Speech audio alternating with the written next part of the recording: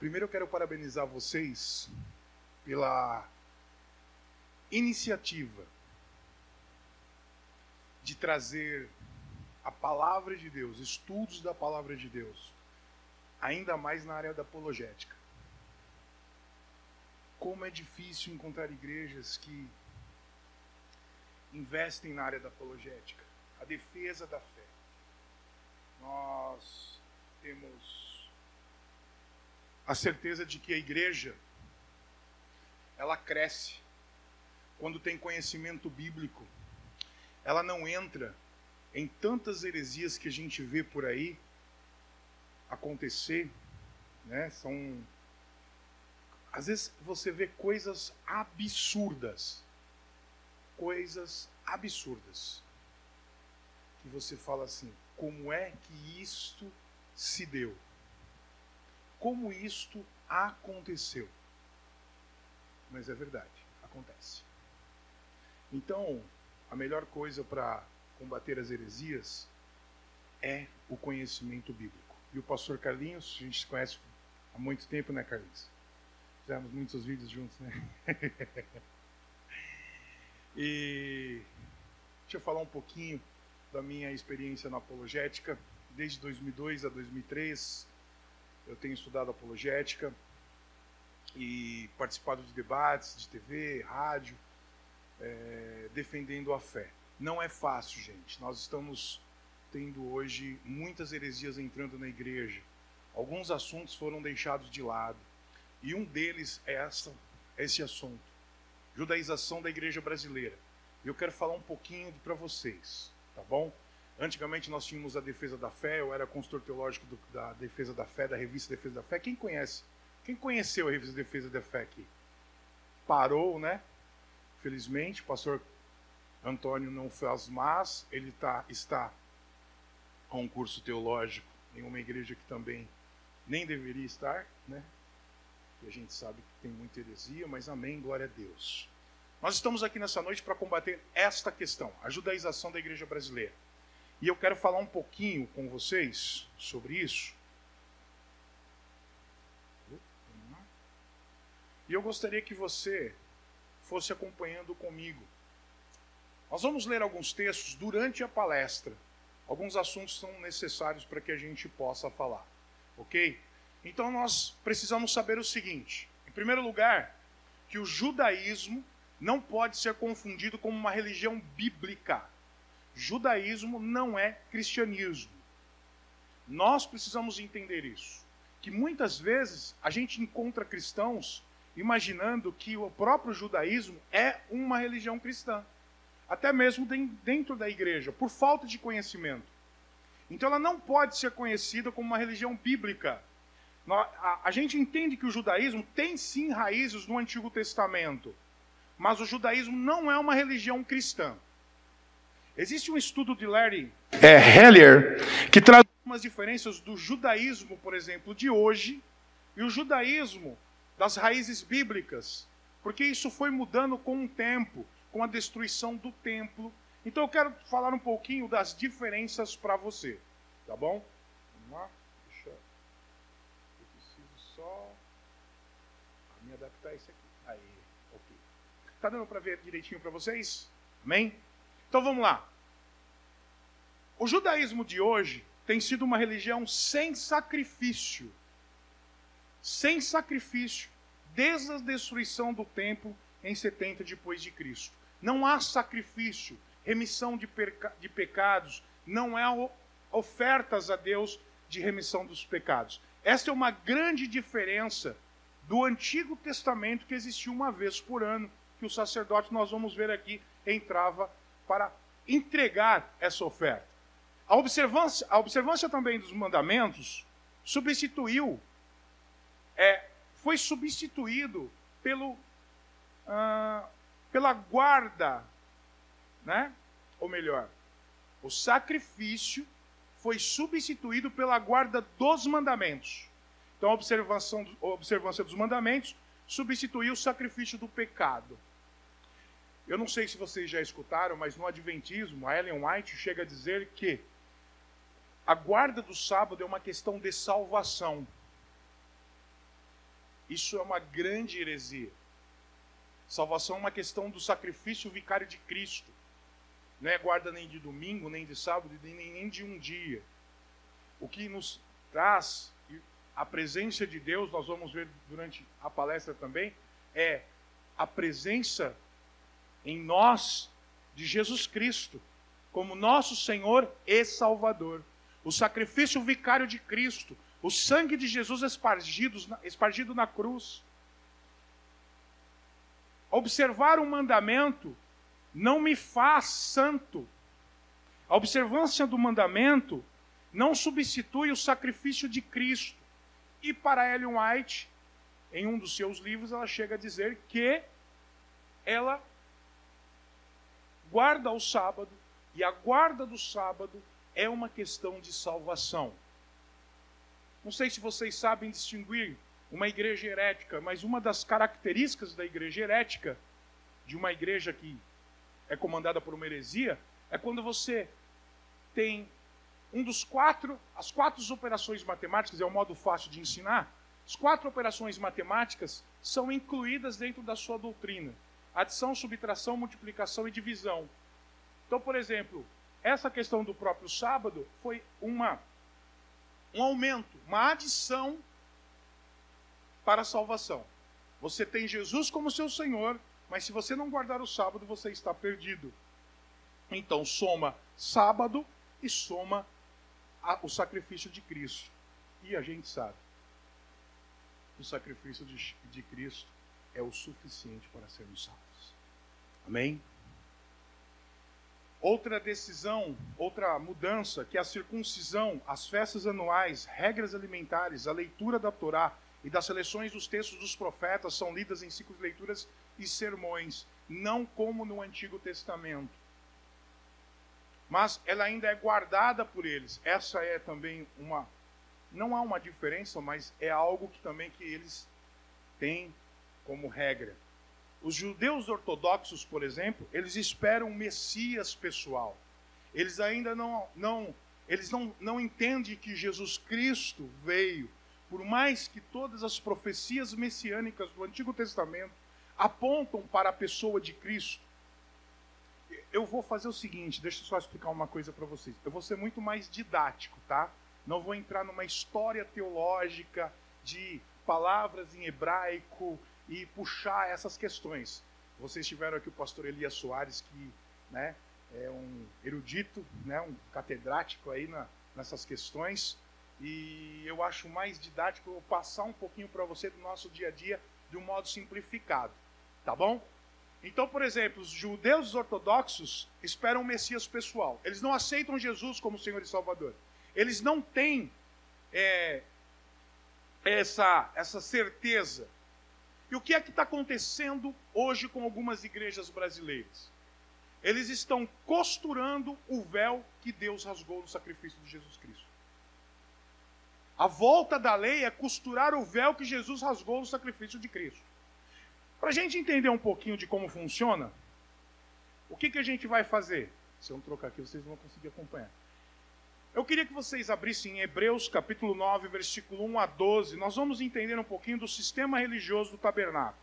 Então vamos lá. Hebreus capítulo 9, versículo 1 a 12. Queria ter o conhecimento do hebraico do pastor Elias. Bênção pura, um amigo. Aprendo muito com ele. E ele está combatendo o adventismo de uma forma, se vocês acompanham, não sei se vocês acompanham os vídeos do pastor Elias. Nós fizemos um canal, o meu canal, por exemplo, no YouTube. Depois será um prazer ter você como inscrito lá. Eu estou fazendo um estudo sobre espiritismo à luz da Bíblia. Falei sobre é possível identificar um espírito que se manifesta no médium. É possível, Eu vou falar sobre psicografias também, e mostrei dentro da própria doutrina espírita que é impossível identificar, nem Kardec consegue identificar, com certeza de quem está falando no médium. Então muitas pessoas por aí têm cartas psicografadas falsas, de espíritos que eles chamam, espíritos que brincam com os outros. E a gente sabe quem são esses espíritos. São demônios. Ah, mas eu não acredito em demônio, eu sou espírita, não importa. Não é porque você não acredita que não existe. Né? Não é por aí. A gente tem que entender isso.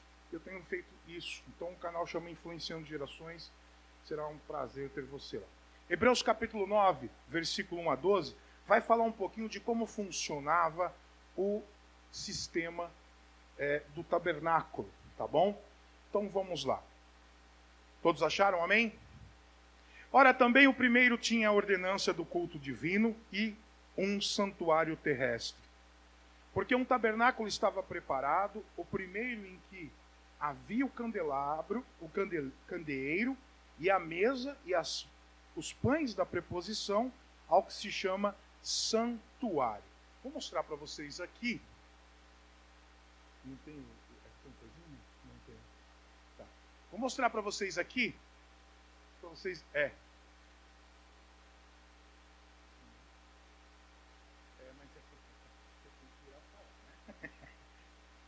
essa parte aqui, ó, essa é a primeira parte do tabernáculo, tá? Candelabro, os pães, tá tudo aqui, ó. Essa primeira. Entre esta e a outra parte existia um véu aqui, ok? O versículo 2 diz: mas depois do segundo véu estava o tabernáculo que se chama Santo dos Santos, que é essa parte aqui. Está aberto para vocês entenderem o que tinha ali, porque também depois nós vamos falar sobre a Arca da Aliança. Mas depois do segundo véu estava o tabernáculo que se chamava Santo dos Santos, que tinha o incensário de ouro e a Arca do Concerto, coberta de ouro, toda em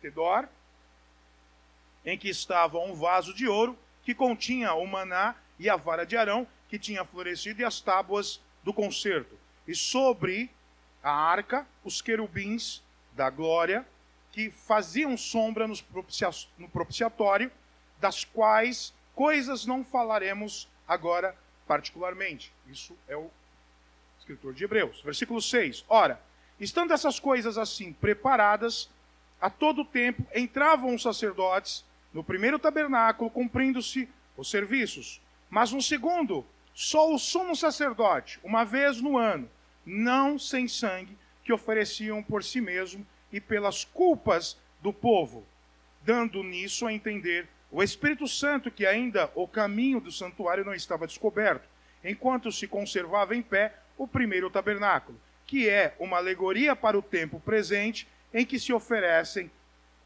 dons e sacrifícios que, quanto à consciência, não podem aperfeiçoar aquele que faz o serviço. Ok? Então nós temos aqui a primeira parte, lá é o Santo dos Santos. Aqui nós tínhamos um véu. Ok? Na primeira parte só os sacerdotes podiam entrar para prestar culto. Depois você pode ver em Êxodo, versículo 29, capítulo 29, versículo 28 a 44.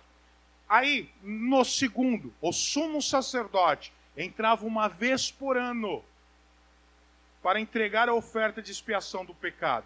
Para você entender melhor, aí tem vou colocar para você aqui, a visão lateral. Era praticamente isso. Então, dentro lá da arca, aonde você vê aqui a arca, ok? Era só o sumo sacerdote.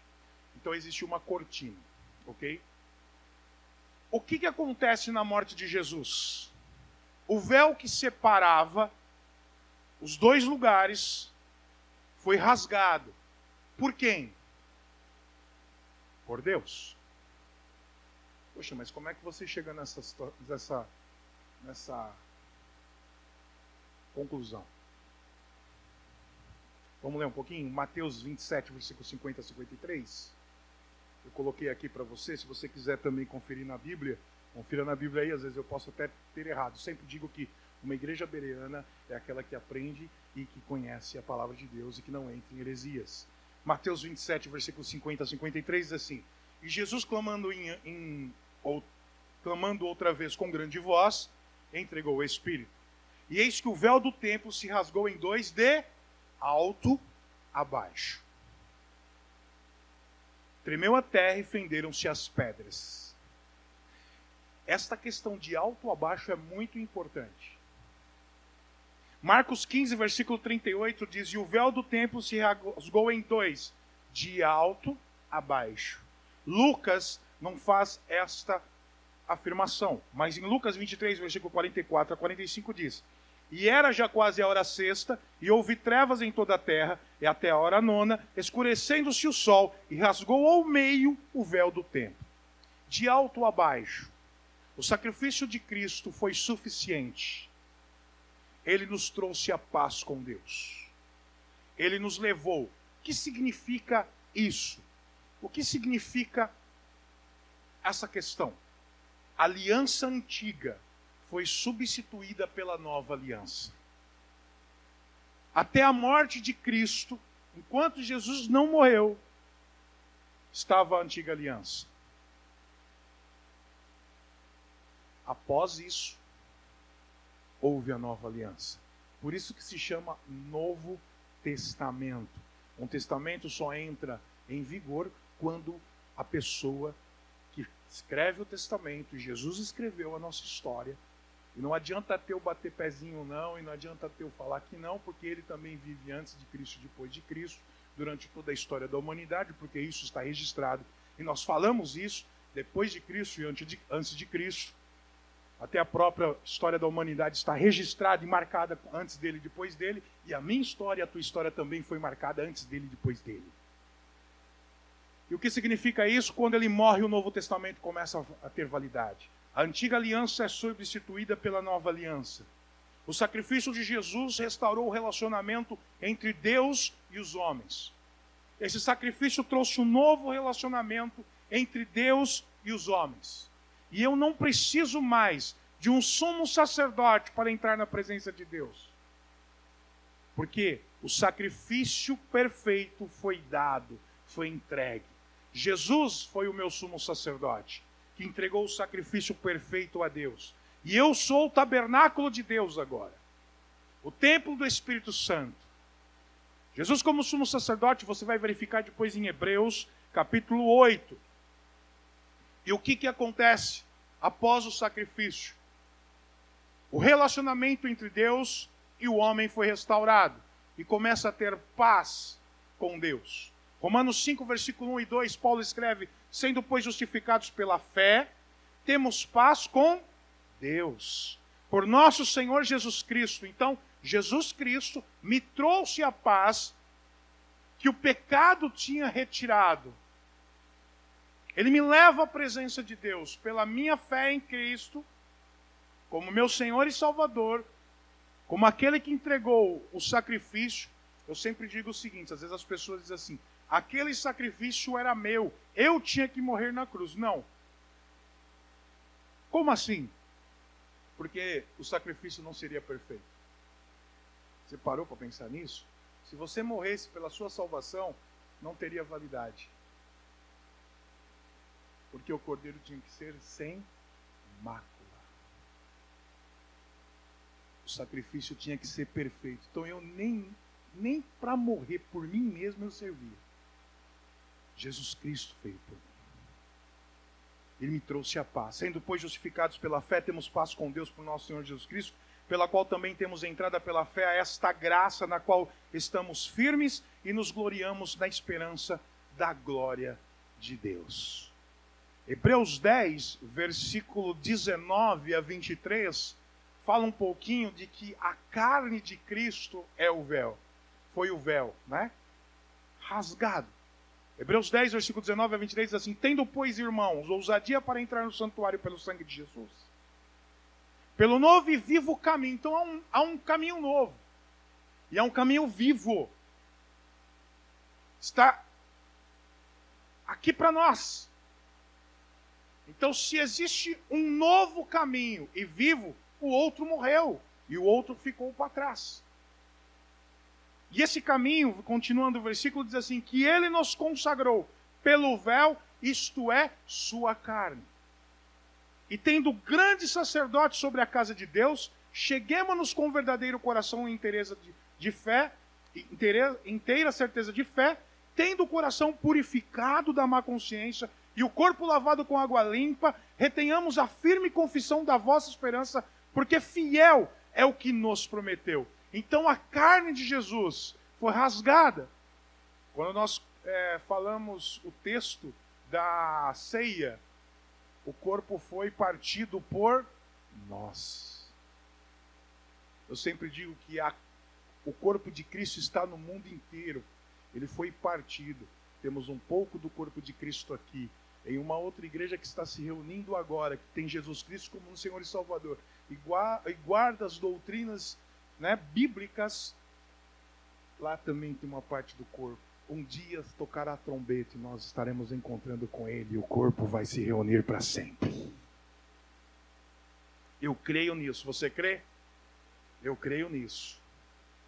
O que passa a ser o tabernáculo de Deus nos dias de hoje? 1 Coríntios 3, versículo 16. Não sabeis que sois templo de Deus e que o Espírito de Deus habita em vós? A manifestação de Deus se dava ali no Santo dos Santos. Hoje ele se dá em você. O Espírito Santo de Deus se manifesta em você. 2 Coríntios 6, versículo 16 diz assim: e que consenso tem o templo de Deus com os ídolos? Porque vós sois o templo de Deus vivente. Como Deus disse: neles habitareis e entrareis e andareis, e entre eles andarei, e eu serei o seu Deus, e eles serão o meu povo. Para você pensar um pouquinho, você sabia que Deus mandou fazer o tabernáculo, e o tabernáculo ele andava com o povo, não é isso? Eles paravam, montavam, depois retiravam. Aí Davi queria construir um lugar físico, pronto. Deus até falou: ok, Davi, eu deixo, mas não é você que vai construir, é teu filho, e vocês conhecem a história. O tabernáculo do Antigo Testamento representa eu e você hoje, que andamos por aí, através desse mundo afora, mas a presença de Deus está em nós. Qual é o grande problema hoje em dia da igreja brasileira? Sincretismo religioso. O sincretismo religioso é uma coisa que as pessoas que não têm conhecimento bíblico se apegam. Nós temos um grande problema hoje, eu até mesmo falo em um dos vídeos que eu gravei para o canal falando sobre um testemunho de uma irmã que foi 21 anos no espiritismo, e ela falou uma coisa assim: pastor, ela gravou até isso, tal depoimento dentro do próprio vídeo, eu coloquei o depoimento dela. Ela falou: pastor, o maior problema hoje no Brasil é o sincretismo. O maior problema é que muitas pessoas estão no catolicismo, mas na sexta-feira estão no centro espírita, na quarta-feira estão no centro espírita, e depois eles vão para a missa. Nós temos um grande problema com o brasileiro. É assim: se ele não se apega numa fé em alguma coisa, ele vai buscar a outra. Você já reparou quantos existe o dia de todos os santos? Porque nós temos muito mais santos que os dias. Então, quem não teve comemoração, aquele dia, no dia de todos os santos, você vai lembrar dele. Isso pega muito no brasileiro. Então o grande problema é que isso está entrando na igreja brasileira. Eu não peguei todos os temas da judaização da igreja brasileira, eu peguei alguns para que a gente possa falar sobre eles. Mas a gente tem aí uma construção de um templo de Salomão lindo. Não sei se vocês já foram lá perto, já passaram perto. É a coisa maravilhosa. De fora, né? Tá aí para vocês verem também. Só que, para que isto? Para escravizar. Porque muitas heresias escravizam. Muitas heresias, elas seguram a pessoa. E muitos crentes têm medo, muitas vezes, de dizer que aquilo é heresia. Meu Deus, o que Deus vai fazer comigo se eu falar que estão... Não, vamos orar. Não, meu querido, vamos orar e vamos combater as heresias através da palavra de Deus. É necessário. Então eu peguei algumas delas, das quais estão dentro da igreja, não desta igreja, graças a Deus que não. Glória a Deus por isso. Estou aqui pertinho de vocês, assim, Comunidade Tempo de Viver, em cima do material de construção natural, também lá não. Estava falando com o pastor Carlinhos lá. O que vocês estão fazendo aqui é um combate às heresias, e isso não vai entrar aqui, porque vocês estão conhecendo a palavra de Deus, e o melhor jeito de conhecer, de combater as heresias é o conhecimento da palavra de Deus. Uma igreja que não conhece a palavra de Deus aceita qualquer coisa. Eu estava falando com o pastor Carlinhos, que eu estava num púlpito de uma igreja convidada, e aí um menino que estava pregando falou assim: eu vou só abrir a Bíblia porque é protocolo. Quase que arranquei o sapato dele, mas na orelha. Aqui eu estava sendo convidado. Falei: protocolo, filho? O que você está fazendo aqui então? Vai pregar o quê? Vai abrir um gibi? Eu vim para ser profeta. Profeta sem palavra de Deus na boca não é profeta. É falso profeta. Porque a melhor profecia está aqui, ó. 66 livros, 40 autores diferentes, inspirados por Deus, de Gênesis a Apocalipse, mais de 1000 e poucos anos, falando sempre a mesma coisa e apontando apenas para uma pessoa, Jesus Cristo, nosso Senhor. Essa é a melhor profecia que temos. Essa é a certeza da qual nós devemos guardar no nosso coração. E tem algumas coisas entrando na igreja brasileira.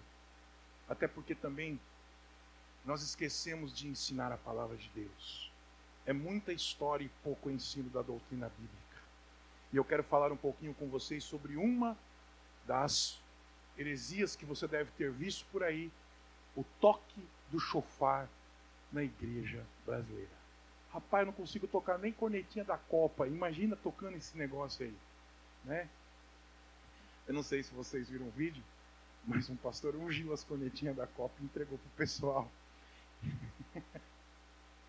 É sério, gente. Eu dou risada para não chorar, porque... E a igreja tocou a cornetinha da Copa para expulsar demônio. Eu acho que o demônio foi embora de tanto rir, rapaz. A igreja inteira tocando... Falei: rapaz do céu, meu filho comprou um negócio desse na Copa. Falei para ele: filho, toca só quando fizer gol. Se não fizer, eu vou quebrar esse negócio daí, filho. O sonzinho horrível. Imagina uma igreja inteira tocando aquele... para expulsar demônio. Ele foi embora por causa do som, eu acho. É ruim pra caramba aquele negócio. E hoje, a igreja brasileira, e esta é uma foto de uma igreja brasileira. Eu não tenho medo de falar o nome, porque está no site. Tá bom? Não tem porquê.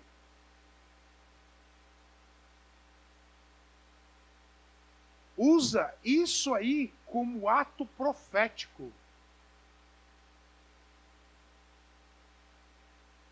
Antes disso, a gente vai saber o que é que os judeus falam disso. O uso disso dentro da igreja, do judaísmo. Então, um site judeu, Morachá, ele diz o seguinte: o que é o shofar? Né? O shofar é aquele... Eu vou só dar uma voltar aqui. Eu, sinceramente, esse chifre, eu nunca vi um animal ter um chifre desse tamanho. Lá tem carneiro. Gente, um carneiro para andar com um chifre desse deve ser uma desgraça, né? Deve ser um peso lascado na cabeça, vai ter cãibra no pescoço. Porque o que acontece? Eles dizem o seguinte, ó.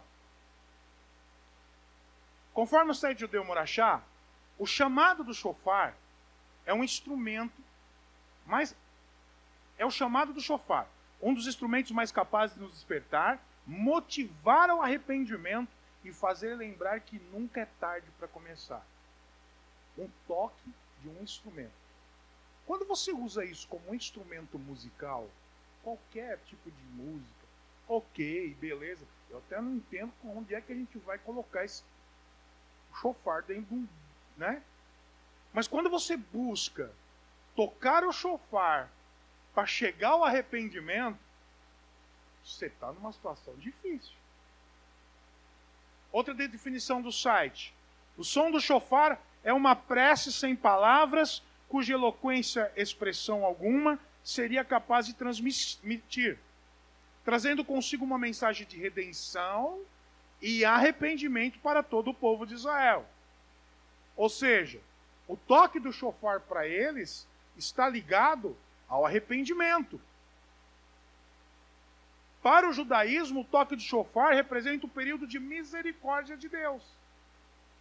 E está muito ligado à passagem de Isaac. O próprio site Morachá diz o seguinte: então ele fala que está ligado ao sacrifício de Isaac, e eu peguei a explicação deles para isso, para a gente entender. Eles dizem assim: então, a erguer os seus olhos, Abraão vê um carneiro preso pelos chifres num galho próximo. Toma-o, em seguida oferece como sacrifício em lugar de seu filho. O Talmud nos ensina que Deus considera como se Isaac tivesse sido sacrificado, pois aos olhos do Eterno, a intenção sincera e honesta equivale a uma ação. Em Rosh Hashanah, isso é uma festa judaica, que marca o início do ano judaico, ele diz o seguinte: quando cada um de nós está sendo julgado por Deus, tocamos o shofar para invocar os méritos de Isaac, como fonte de bênção e proteção para nós e seus descendentes. Então o toque do shofar traz arrependimento e misericórdia de Deus. Pergunto para você, traz misericórdia de Deus o toque do shofar? Nem.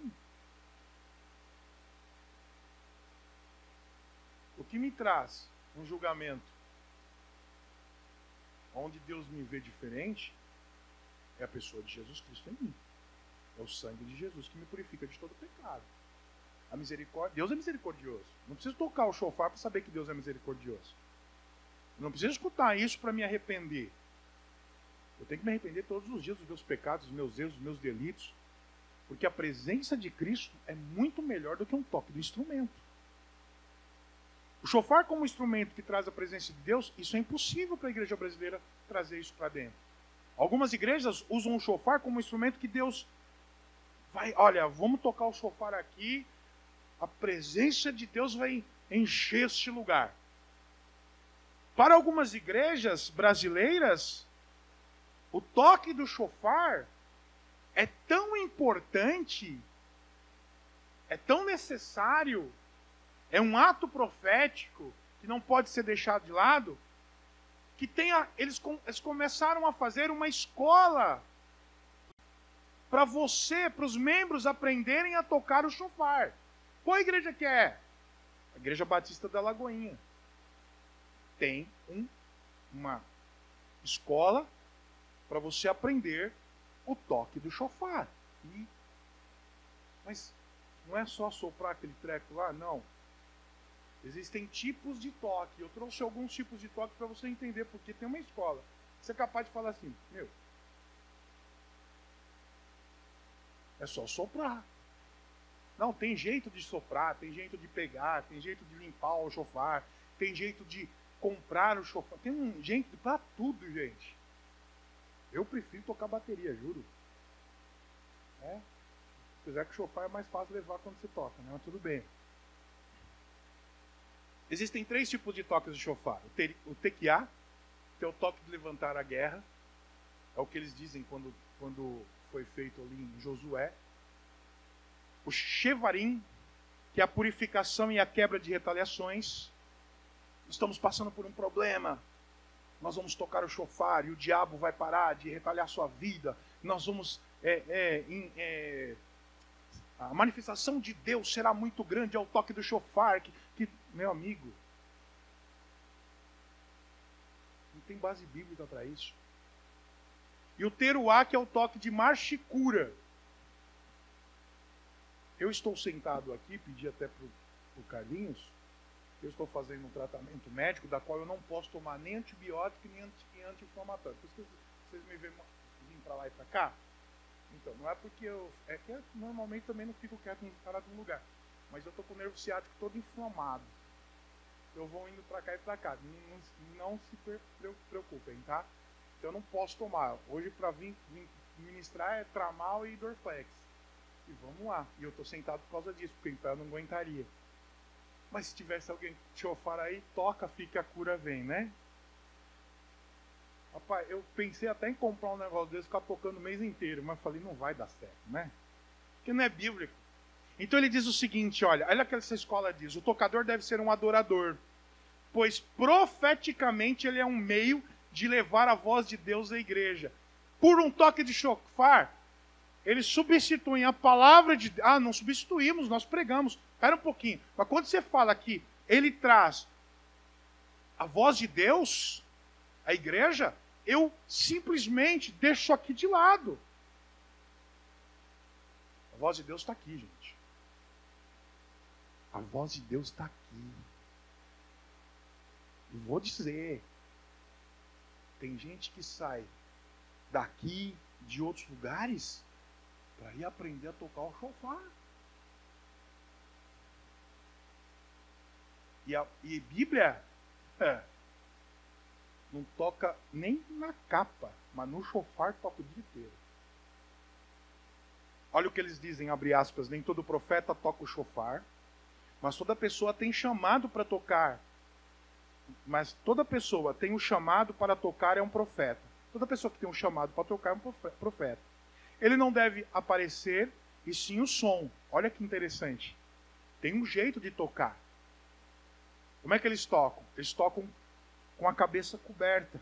Sinal de respeito. A pastora Cláudia, da escola chamada Brit. Essa escola chama Brit. Aí. Esse é o ministério Brit. Gente, vocês conhecem alguma passagem bíblica que diz que eu tenho chamado para tocar o chofar? Você tem alguma passagem bíblica do Novo Testamento que ensina que você deve tocar o chofar para a presença de Deus vir sobre a igreja? Para participar dessa escola, você se inscreve e eles dizem assim, o chofar não é berrante, nem trombeta e nem concha. É um chifre de carneiro ou antílope. Frisa o casal de pastores Antônio Carlos e Cláudia Márcia, líderes da Brit. E segundo eles, por meio dos toques do chofar, podemos adorar a Deus e fazer atos proféticos. Atos proféticos no toque do chofar. Isso é uma grande heresia. E eles continuam, no site continua dizendo, os pastores Antônio e Cláudia ensinam que não é simplesmente tocá-lo, mas ter o chamado e entender sua função no mundo espiritual. Que função esse negócio tem no mundo espiritual? Abre aspas. Quando o povo rodeou Jericó, os tocadores sopraram o chofar. Todos gritaram e as mulheres caíram.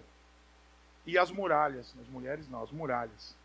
Josué 6,16. Você deve estar pensando assim, meu Deus, mas onde é que a mulher caiu que eu nunca li esse negócio da vida? Não, é muralha.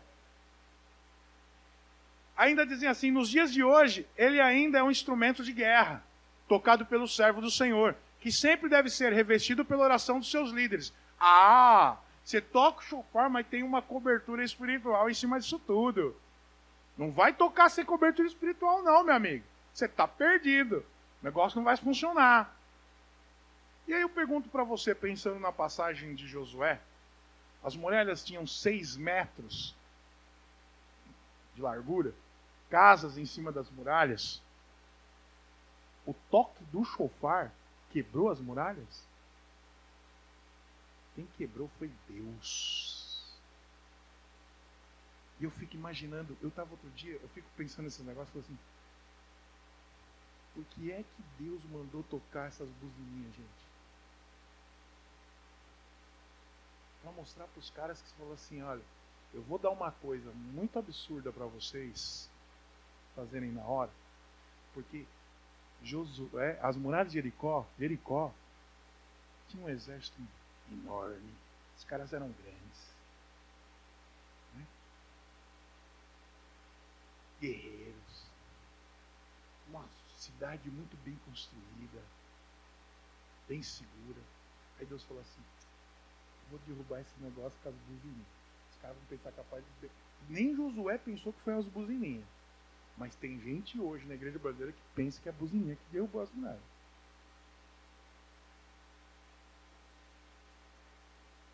Deus mandou uma coisa tão absurda para eles dizerem o seguinte, Lembra disso. Depois vocês pensam, se as buzininhas que quebrou a muralha. Não, fui eu que quebrei aquilo lá. Eu vou dar uma coisa impossível para vocês, impossível racionalmente, para vocês entenderem que fui eu que quebrei as muralhas. E aí, hoje em dia, tem gente dizendo que o chofar foi instrumento essencial para aquele... Gente, podia ser o pandeiro. Podia ser pandeiro, podia ser chacoalhinho, podia ser o que for. O poder de Deus é que quebrou as muralhas. O poder de Deus é que expulsa demônios. Marcos 16,15. Jesus Cristo, em meu nome expulsarão demônios. Não é com toque de chofar. O chofar é apenas um instrumento musical. E não possui poder nenhum para trazer a presença de Deus, para expulsar demônio, para nada. Ele possui um significado na dispensação levítica, no culto do Antigo Testamento. E tudo do Antigo Testamento aponta para Jesus. Agora, se estamos na nova aliança, o que é que Romanos 10, versículo 4 diz? Todas as práticas da antiga aliança, Jesus pôs fim. Romanos 10, 4, vê aí. O que diz Romanos 10, 4? Porque o fim da lei é Cristo. Confere aí comigo. Vamos lá.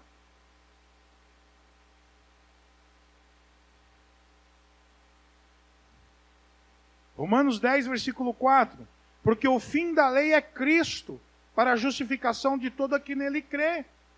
Se Jesus é o fim da lei, todas as práticas antigas, é claro que o toque do chofar era algo que tinha no culto, né? Tinha ali no culto do Antigo Testamento, tudo. Mas nós estamos na nova aliança.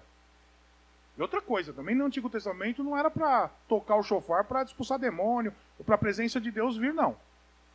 Não é por aí, não. Não faz o menor sentido tocar o chofar na igreja evangélica para que a presença de Deus se manifeste. Nós temos a presença de Deus em nós. O chofar não tem poder espiritual. Não existe um chamado especial para tocar chofar. Não existe. Se o chofar for... Olha que interessante. Eu não sei se vocês pararam para pensar. Se o chofar fosse indispensável para a presença de Deus, para que houvesse algo sobrenatural, qual foi o maior ato sobrenatural depois da morte de Cristo? A descida do Espírito Santo. Atos 2. Se o chofar fosse indispensável, ele teria sido usado na descida do Espírito Santo em Atos 2. Alguém leu lá em Atos 2 que após o toque do chofar, o Espírito Santo veio? Precisou tocar o chofar? Não. Jesus falou para eles assim, olha, fiquem em Jerusalém, até que sejam revestidos do poder. E aí eles estavam reunidos. E veio como um vento, um som de um vento, e entra no lugar onde eles estavam. E vocês conhecem a história. Não precisou tocar o chofar. Línguas repartidas sobre eles. O Espírito Santo desceu sobre eles, sem o toque do chofar. Se isso fosse indispensável para a igreja, depois da nova aliança, ali você teria o toque do chofar. Mas não tem. O uso do chofar, como lembro mais uma vez, o uso do chofar como qualquer instrumento é até aceitável, como instrumento. Mas muitos acreditam que ele possui um significado místico. Eu não preciso disso. Eu tenho Jesus Cristo e é o suficiente. A presença de Deus, do Espírito Santo está sobre a minha vida. Eu não preciso escutar o toque do chofar para que o Espírito Santo venha sobre mim e use da forma que Ele quiser. Outro assunto interessante também é a questão da Arca da Aliança. Essa foto é retirada dentro de uma igreja evangélica. É um teatro? É uma representação? Não. É um ato profético que eles estavam fazendo. Agora, a Arca da Aliança tinha o seu significado no Antigo Testamento? Tinha. A Arca da Aliança era uma peça que ficava única e exclusiva no Santo dos Santos. Só o sacerdote. Existe algo interessante. Eu vou voltar aqui para vocês olharem aqui. Ah, tá. Tem. Tá vendo os querubins ali? Serafins, né? Querubins, perdão. E essa arca da aliança é usada por muitos católicos para dizer assim: se Deus não quisesse que nós tivéssemos imagem, ele não teria colocado em cima da arca da aliança 2 querubins. Pergunto para você a resposta apologética para isso. Bem simples para você pensar. Aonde ficava a arca da aliança? Santo dos Santos. Quem entrava lá? Sumo sacerdote. Todo mundo entrava? Se ele entrasse e adorasse, e olhasse para eles, e começasse a adorar eles, o que aconteceria com ele? Morreu. Morria.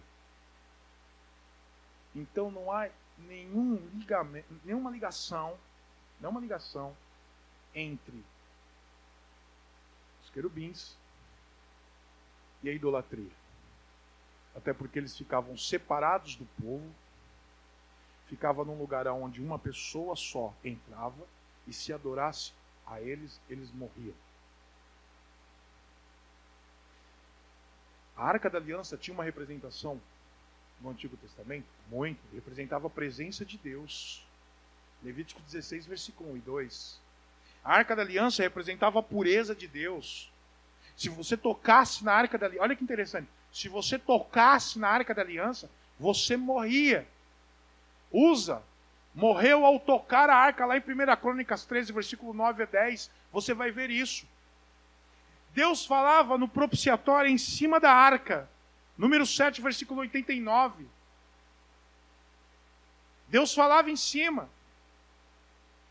Sobre a arca ficava uma peça feita de ouro, chamado propiciatório, onde era espargido o sangue do animal sobre ele, no dia da expiação. E ali sim simbolizava a misericórdia de Deus, o sacrifício pelo perdão dos pecados. A Arca da Aliança tinha sua representação no Antigo Testamento, na antiga aliança, sim, mas agora não temos mais. Não temos mais. Não necessitamos da arca. Quando eu uso a Arca da Aliança, até mesmo para trazer a presença de Deus, ou para representar a pureza de Deus, ou seja lá o que for, o que o Antigo Testamento trazia, Jesus e o Espírito Santo é totalmente anulado com essa prática. A prática do culto com a Arca da Aliança como um objeto que traz a presença de Deus, eu anulo o sacrifício de Cristo, eu anulo a presença de Jesus e eu anulo o Espírito Santo. Porque quem me leva à presença de Deus hoje? Jesus, não é a arca. Eu sou o templo do Espírito Santo e não preciso da Arca da Aliança para ter a presença de Deus. O Espírito de Deus está sobre a minha vida, está dentro de mim. Eu não preciso de alguém para entregar o perdão, o sacrifício dos meus pecados. Outra coisa, Deus fala comigo diretamente através da sua palavra.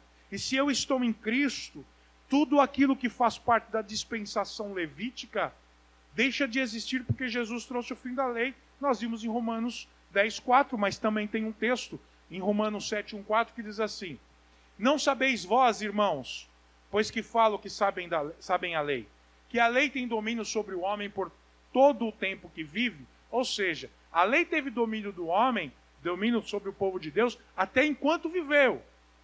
Aí ele cita uma história interessante, ele faz uma comparação entre uma mulher e um homem. Versículo 2, lá ele começa: porque a mulher que está sujeita ao marido, enquanto ele viver, está ligada pela lei. Mas morto o marido, está livre da lei do marido. De sorte que vivendo o marido será chamada adúltera, se for de outro marido.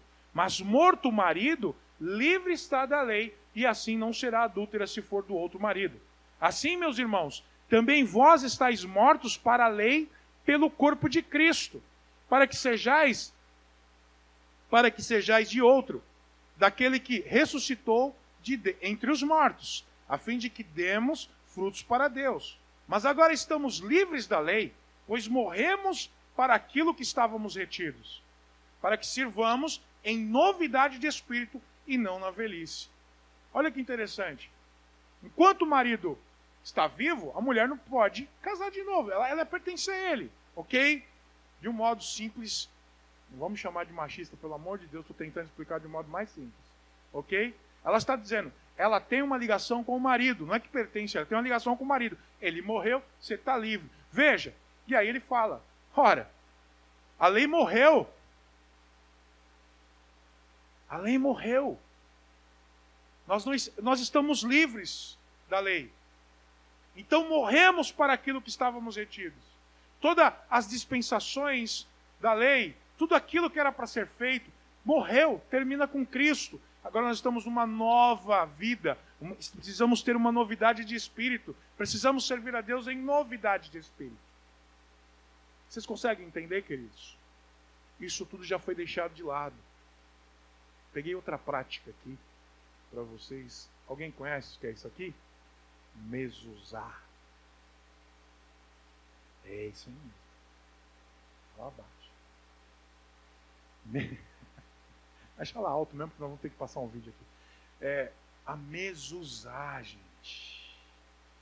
Mezuzá. O que é a mezuzá? Mezuzá e o seu poder místico. Porque é um poder místico. Conforme o site judaico Shabbat.org, uma mezuzá, olha que interessante, gente. Tem gente que comprou mezuzá pirata. E como meu filho fala, quando o negócio não funciona, pai, isso é bodão. Era uma mezuzá bodona. Tem um videozinho aí, vamos passar o vídeo primeiro? Esse, não é esse aí não. O vídeo vai falar da Igreja Renascer, que usou muito tempo isso. Eu estou falando mal da Renascer? Não, meu querido, está no YouTube, é só por isso que eu trouxe o vídeo. Deixa eles falarem deles mesmos.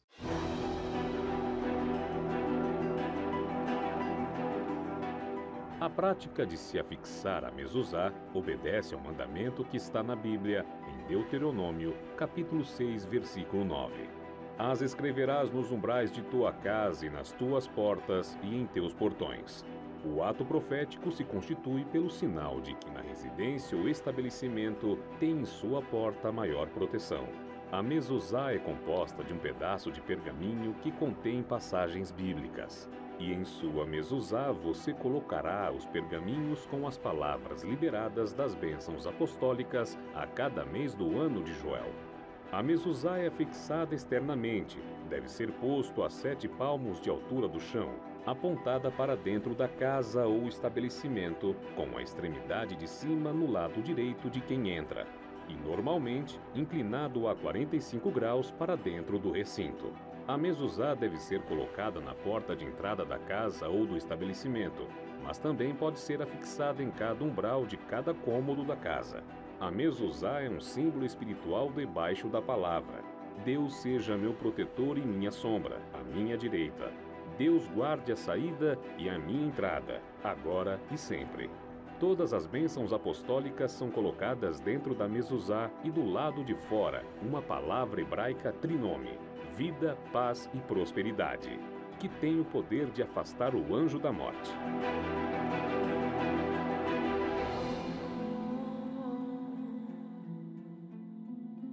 Esse vídeo está no canal do YouTube da Renascer. Alguém lembra de... como é que é? Bênçãos apostólicas, né? Bênção apostólica no Antigo Testamento? Tinha apóstolo no Antigo Testamento? Manipulação é terrível, né? Conforme o site judeu Shabbat, uma mezuzá, ela é um rolo de pergaminho, na qual o Shema é manuscrito por um sofer. Sofer. Não sei se é isso, né? Mas eu sei. Quem que é o sofer? Um escriba experiente. O Shema, o que é Shema? Shema é uma declaração de fé a Deus. Então, abre aspas, o site diz assim, uma mezuzá, eu levo lá, vamos lá, vocês verem onde está.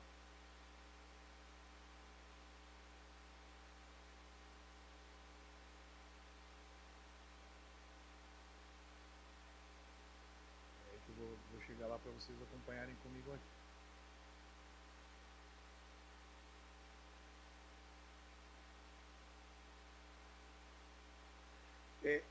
Eu não sei se vocês repararam, mas há uma manipulação nos objetos. Lembra que eu falei que se escraviza? Ou se escraviza? Então vamos lá.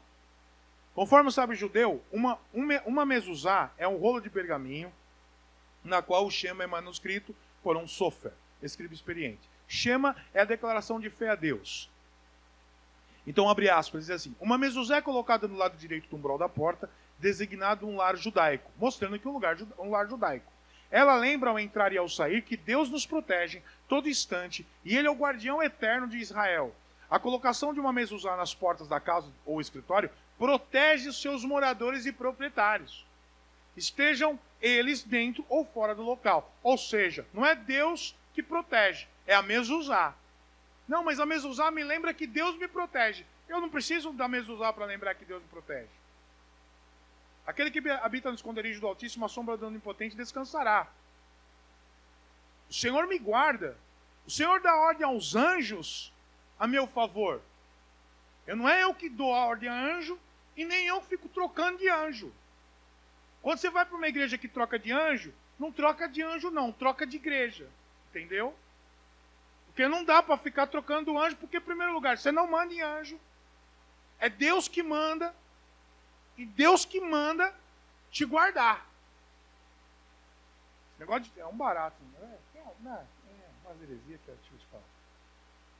Para o judeu, a mezuzá traz proteção a Deus. Como, por exemplo, você escutou aí nesse vídeo. Outro fato interessante é que os judeus acreditam que, no momento que ela é afixada no batente da porta, ela traz santidade de Deus. E essa santidade paira sobre o estabelecimento. No verso do pergaminho estão escritas as letras que eu pus aqui para vocês. O Shin, Dalit e o Yud. Tem que ter ali na mezuzá. Então a mezuzá, a importância da mezuzá não é o estojinho, é o que tem dentro. Tá? É o que tem dentro. E o que acontece? Tem igreja vendendo, que nem eu falei, mezuzá pirata. Eu troquei lá, vocês não viram a letra, né? A Shin, Dalit e o Yud aí. Do alfabeto hebraico. Ok? Então vamos lá. Tem igreja vendendo mezuzá pirata. Por quê? Porque o judeu diz o seguinte: é importante lembrar que o componente principal da mezuzá é o pergaminho e não o estojo. Deve-se tomar cuidado na hora de comprar a mezuzá, pois ela é um objeto sagrado. Deve ser escrita por um escriba autorizado, com tinta e pena apropriada sobre um pergaminho de um animal kasher. Um animal kasher é um animal que tem os critérios da Torá, tá? São permitidos para os judeus, ok? Consumirem. Os animais ali, os animais que eles separam, né? Tem que ser um animal diferente. O kasher significa que é um animal apropriado. São animais apropriados até mesmo para o consumo. Então vamos lá, gente. Eu não sei se vocês já têm ou não têm, ou se compraram ou não compraram. Pergunto para vocês: a mezuzá que a Renascer tem, foi escrita num animal kasher? Foi nada, foi na gráfica. Pode ter muita mezuzá. Pergunto outra coisa: qual foi o escriba que escreveu?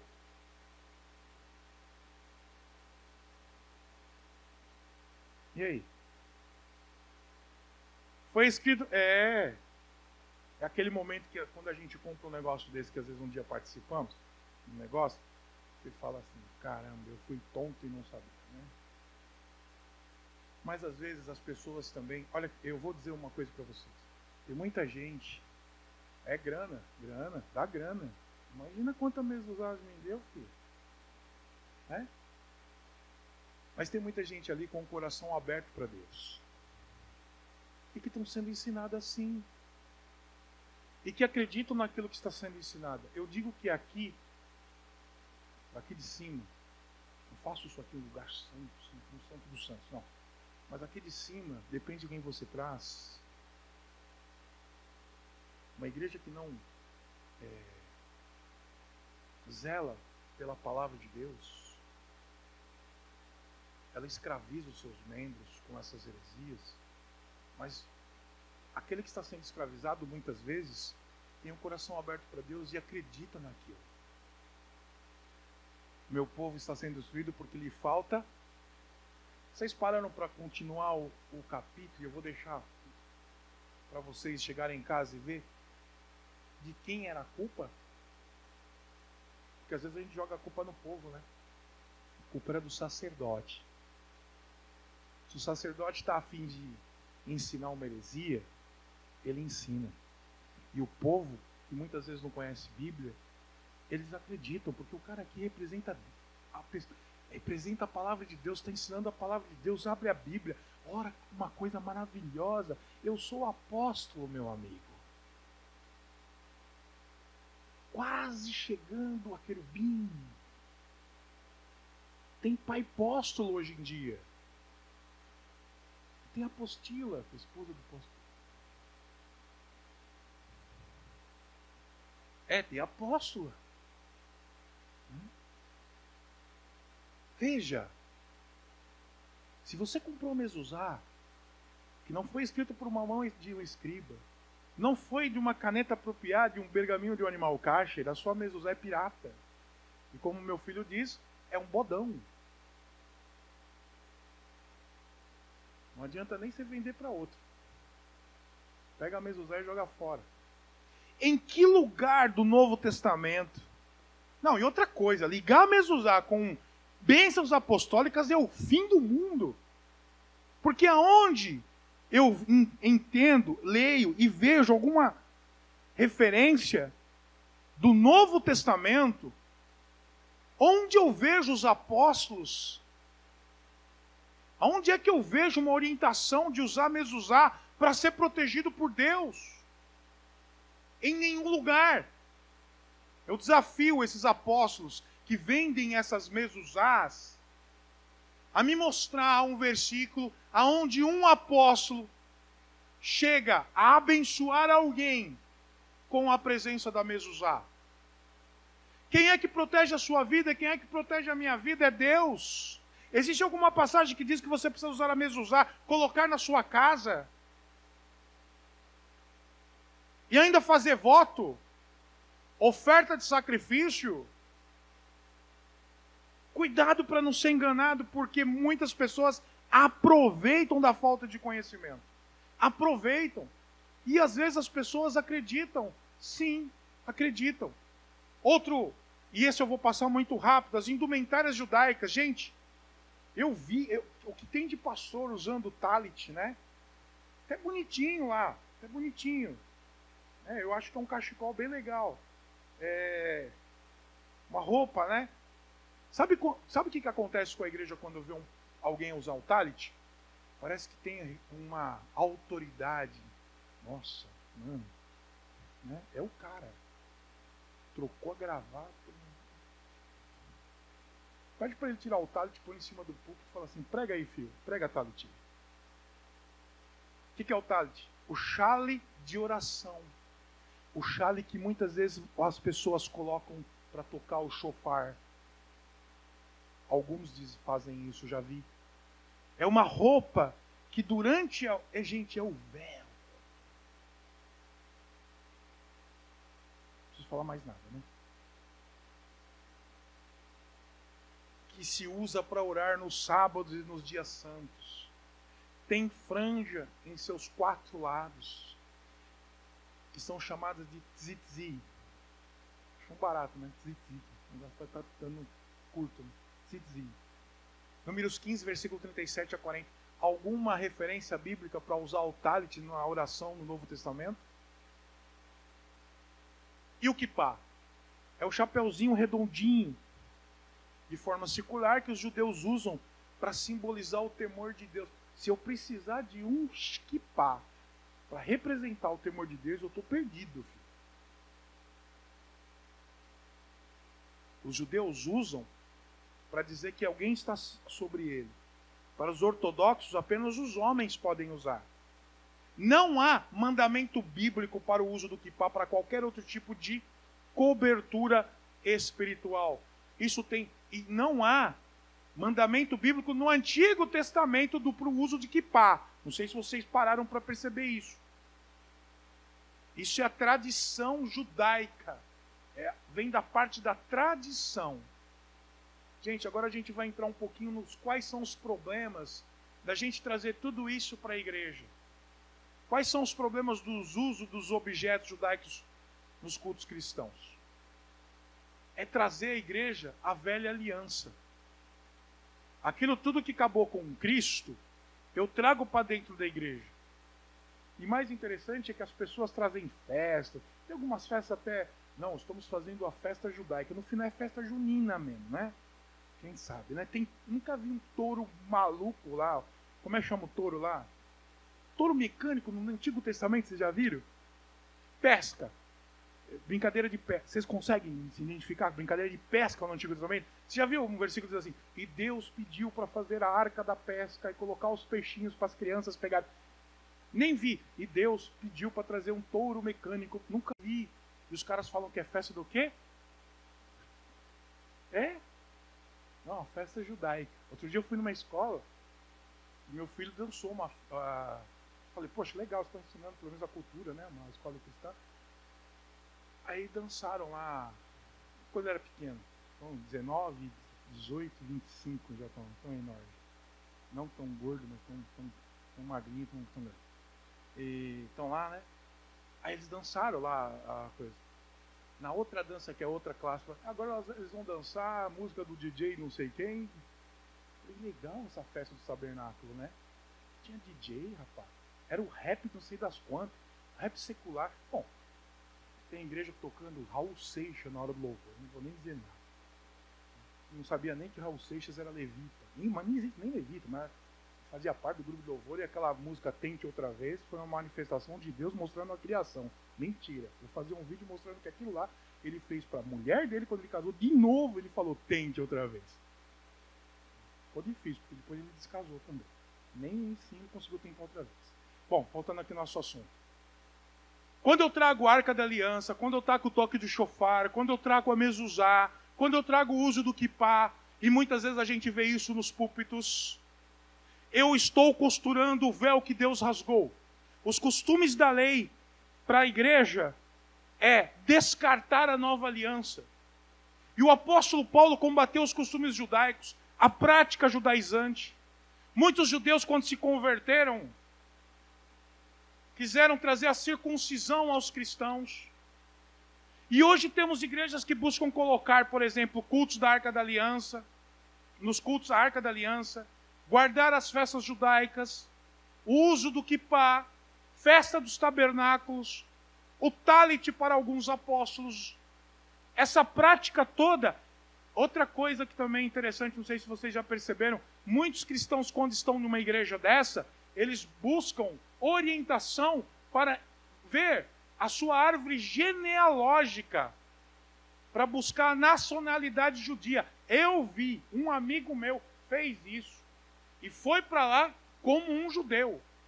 Cultos judaicos estão sendo inseridos nos cultos cristãos.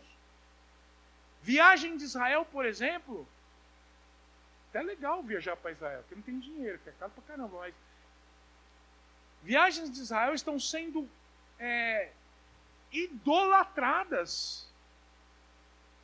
Quem já não viu alguém que foi batizado se batizar de novo no Jordão?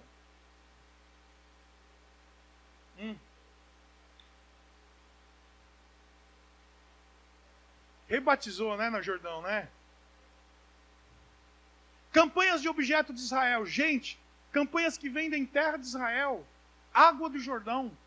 Gente, então venderam tanta água que eu falei assim, acabou a água lá. Acabou o rio. Ou os caras canalizaram o rio de lá aqui. Porque o que já venderam de água e terra. Gente do céu, deve estar um buraco aquele lugar. É pedras, né? Eu vou contar algo que eu estava participando de um debate no programa Musical FM. E a primeira vez que eu vi plateia numa rádio. Não eram muitos, porque o lugar também era pequeno. Rádio Musical FM. E eu fui fazer um debate sobre objetos e amuletos na igreja evangélica.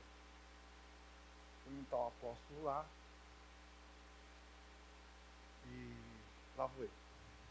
E chegou um rapazinho lá fora.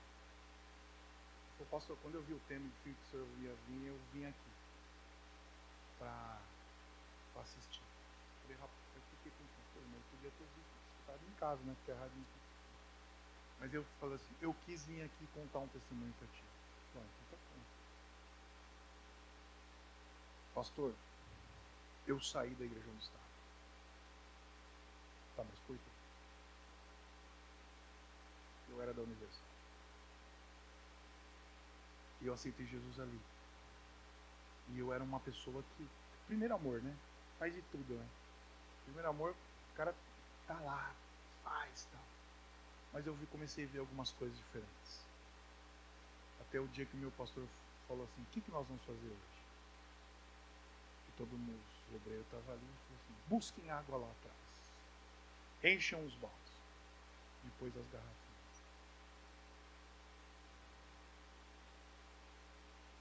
E eu ali, né? Eu já sabia o fim, né? Ontem. Na hora do culto. O bispo pegou e vendeu como se fosse água de Israel. Vendeu. Ah, mas eles não vendem, rapaz. Oferta de sacrifício. O trízimo que leva a garrafinha de água, que era da Sabesp. Muita gente acredita, é enganado. Tem fé nisso? Claro que tem, está sendo ensinado para ser assim.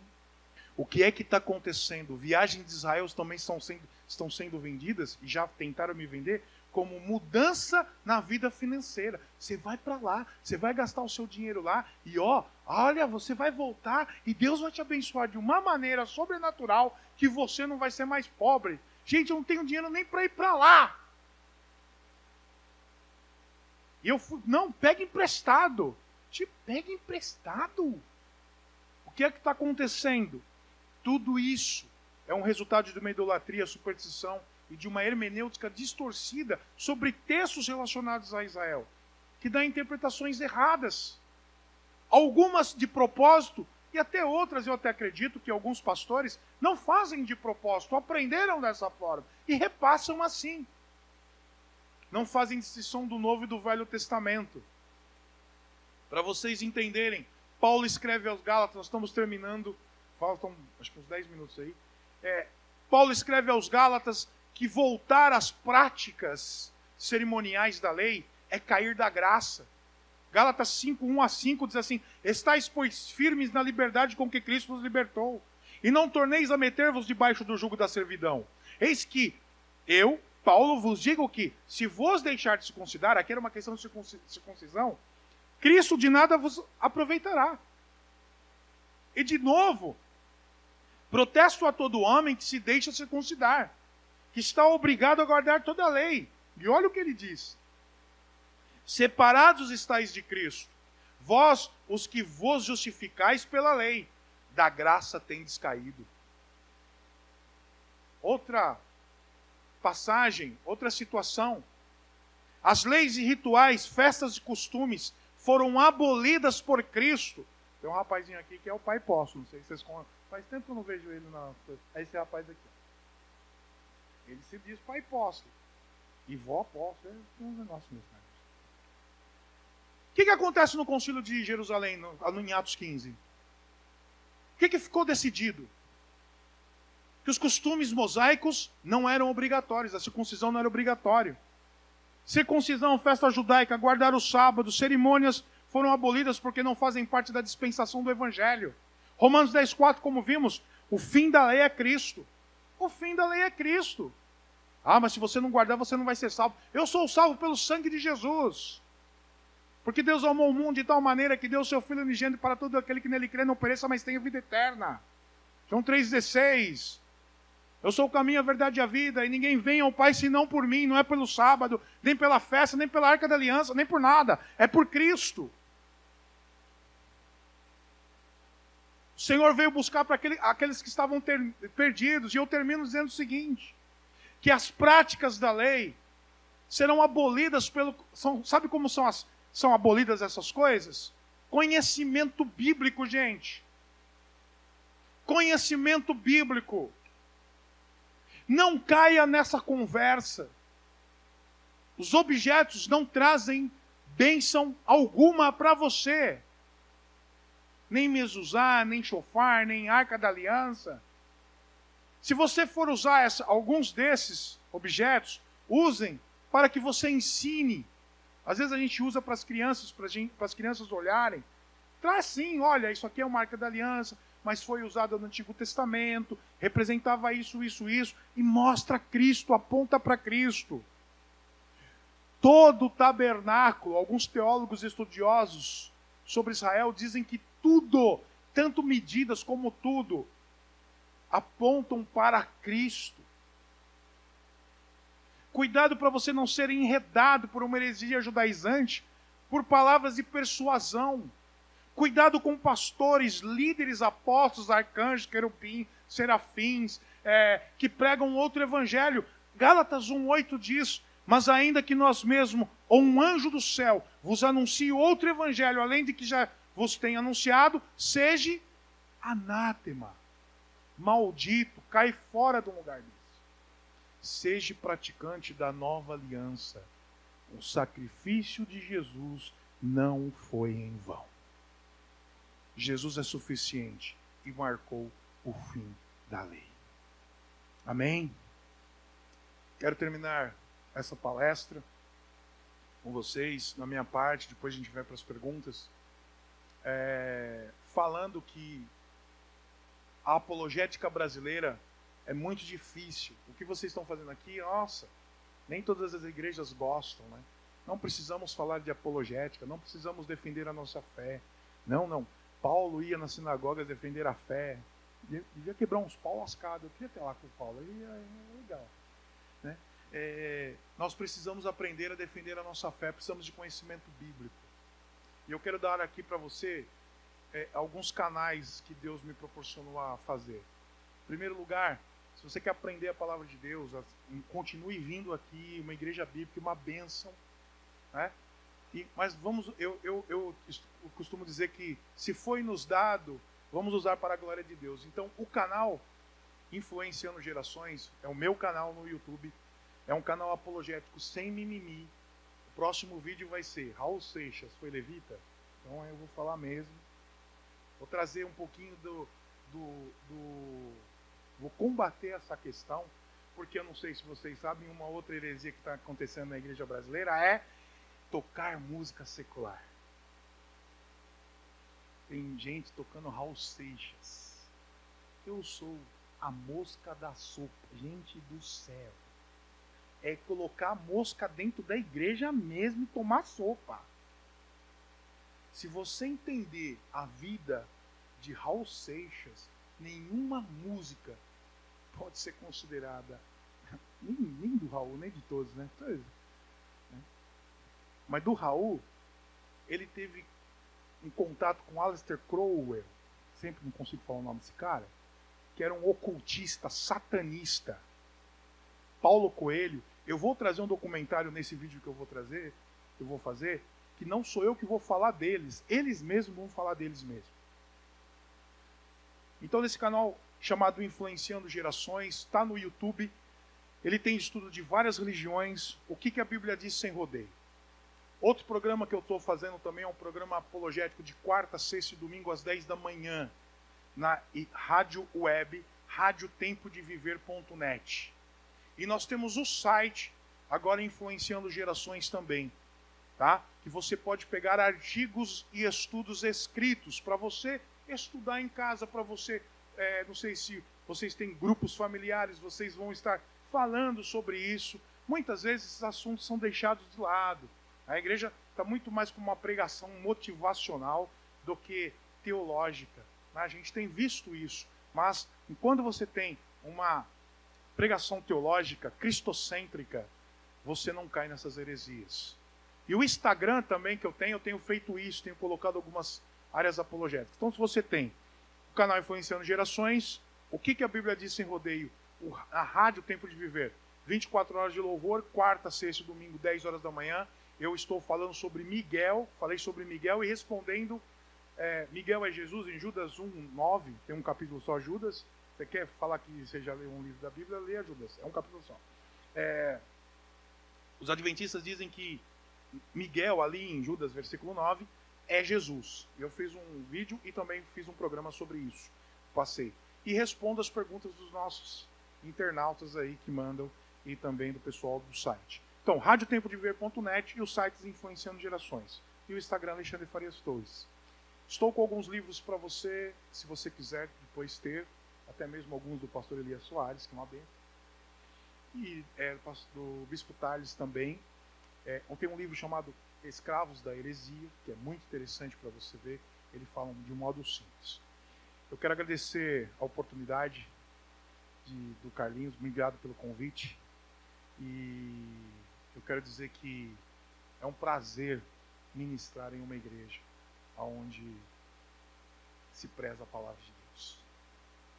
É bom demais. Continue assim. Eu quero parabenizar o Carlinhos, ao pastor dessa igreja, aos líderes que eu tenho visto que vocês... Eu estive aqui no pastor Elias também quando esteve. Eu tenho visto que vocês têm prezado pela palavra de Deus. Continue assim, porque é assim que nós lidamos com o povo. Um pastor sério traz a palavra de Deus. E uma igreja sadia é criada e restabelecida através da palavra de Deus. Ela é construída através da seriedade da palavra de Deus. Espero ter abençoado vocês com essa palestra. Amém.